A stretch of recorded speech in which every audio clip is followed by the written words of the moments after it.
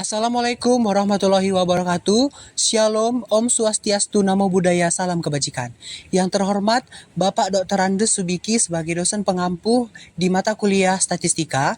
Di sini kami kelompok 6 akan mempresentasikan mengenai aplikasi SPSS di mata kuliah Statistika.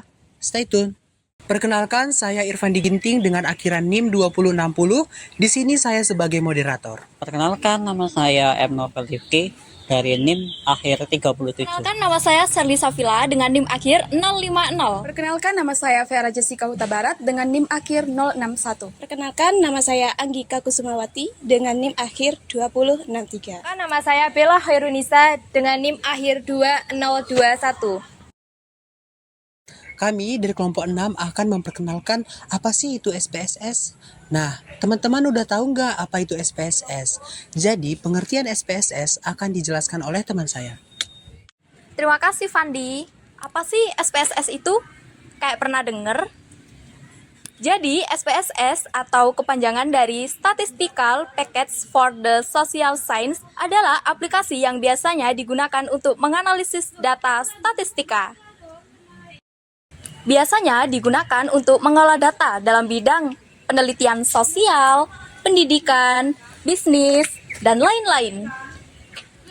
SPSS memudahkan pengguna dalam menginput, mengelola, dan menganalisis data, serta menghasilkan output berupa tabel, grafik, dan laporan statistik. Terima kasih, akan saya kembalikan lagi ke moderator. Terima kasih Shirley. Nah, tadi kan kita sudah mendengar pengertian dari SPSS. Namun, ada yang bingung nggak sih gimana cara kerja menggunakan SPSS? Untuk langkah-langkah kerja akan dijelaskan oleh teman saya, Vera. Terima kasih Fandi. Baiklah, saya akan menjelaskan cara kerjanya. Yang pertama, melakukan input data, masukkan data mentah dalam SPSS, biasanya dalam bentuk tabel.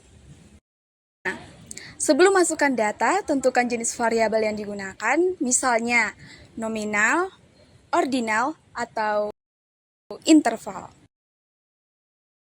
Lalu, langkah kerja yang kedua, melakukan proses data, melakukan pembersihan dan pengolahan data seperti menghapus data yang tidak relevan, mengubah tipe data atau melakukan transformasi data. Langkah yang terakhir adalah SPSS akan menghasilkan output bisa berupa tabel, grafik, atau statistik yang menjelaskan hasil analisis tersebut. Terima kasih, saya akan kembalikan ke moderator. Terima kasih Vera. Nah, teman-teman udah mengerti kan apa sih itu pengertian dari SPSS dan bagaimana sih langkah-langkah kerja dari SPSS? Namun, teman-teman ada yang bingung nggak? Apa sih kelebihan dari SPSS? Aku juga bingung nih. Kelebihan dari SPSS akan dijelaskan oleh teman saya, Anggi. Terima kasih Irfandi. Di sini saya akan menjelaskan mengenai kelebihan SPSS. Jadi, kelebihan dari SPSS itu yang pertama ada aplikasi ini dapat dipergunakan dalam mengakses banyak jenis format. Jadi, data yang ada dapat langsung dilakukan analisis tanpa perlu dilakukan pengubahan pada formatnya, seperti text file, Lotus, database, dan lainnya.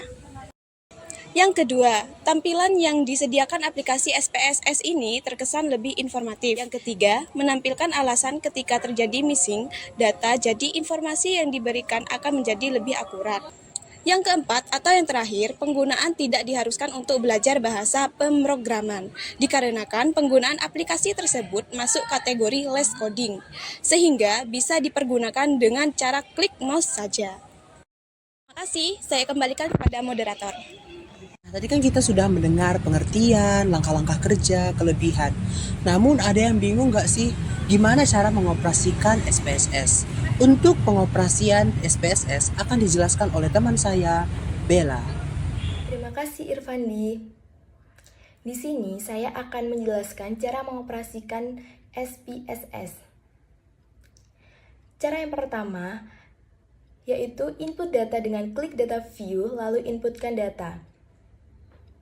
Cara yang kedua, selanjutnya, analisa data tersebut caranya dengan klik menu utama analis, pilih statistik, deskriptif, lalu frekuensi. Setelah muncul jendela frekuensi, pada kotak dialog, frekuensi variabel seperti umur, jenis kelamin, dan lain-lain dimasukkan ke dalam kotak variabel dengan cara klik tanda panah di samping kotak.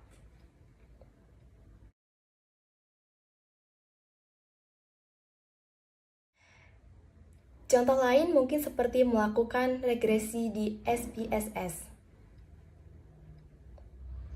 Caranya yang pertama, input data dengan klik data view, lalu inputkan data.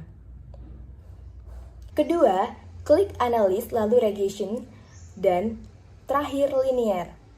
Maka akan muncul kotak dialog linear, regressionnya. Pada kotak dependen, masukkan variabel dependennya.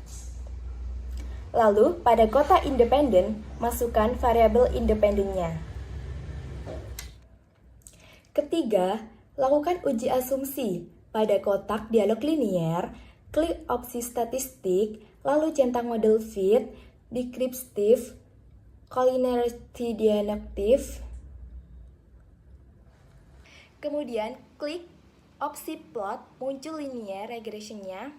Pada kolom Y, masukkan Z-Bright. Pada kolom X, masukkan spreadsheet, lalu centang histogram dan normal probabilitas plot. Langkah terakhir, klik opsi Save, akan muncul dialog linear.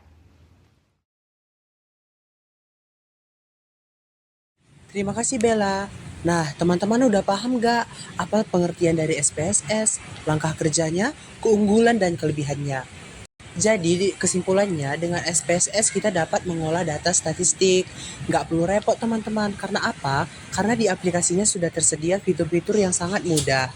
Dan kami juga tidak lupa berterima kasih kepada teman kami, Ripki, sebagai editor di video ini. Sampai jumpa di konten-konten selanjutnya. Dadah. Sekian dari kami. Terima kasih.